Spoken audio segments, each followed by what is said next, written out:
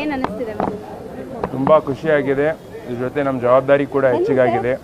ಬೀದರ್ ಲೋಕಸಭಾ ಕ್ಷೇತ್ರದ ಮಹಾಜನತೆ ನಮ್ಮ ಮೇಲೆ ನಂಬಿಕೆ ಇಟ್ಟು ನಮಗೆ ಹೆಚ್ಚಿನ ರೀತಿಯಲ್ಲಿ ನಮಗೆ ಬೆಂಬಲ ಕೊಟ್ಟು ಪ್ರಚಂಡ ಬಹುಮತದಿಂದ ನಮಗೆ ಗೆದ್ದು ತಂದಿದ್ದಾರೆ. ಅವ್ರ ನಿರೀಕ್ಷೆ ತಕ್ಕಂತೆ ನಾವು ಕೆಲಸ ಮಾಡ್ತೀವಿ ಅಂತ ನಾನು ಹೇಳೋದಕ್ಕೆ ಬಯಸುತ್ತೇನೆ.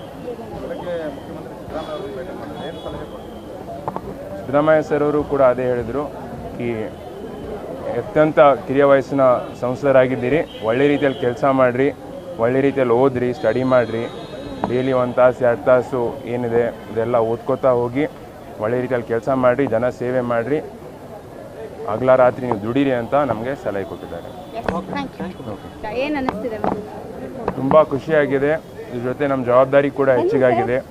ಬೀದರ್ ಲೋಕಸಭಾ ಕ್ಷೇತ್ರದ ಮಹಾಜನತೆ ನಮ್ಮ ಮೇಲೆ ನಂಬಿಕೆ ಇಟ್ಟು ನಮಗೆ ಹೆಚ್ಚಿನ ರೀತಿಯಲ್ಲಿ ನಮಗೆ ಬೆಂಬಲ ಕೊಟ್ಟು ಪ್ರಚಂಡ ಬಹುಮತದಿಂದ ನಮಗೆ ಗೆದ್ದು ತಂದಿದ್ದಾರೆ.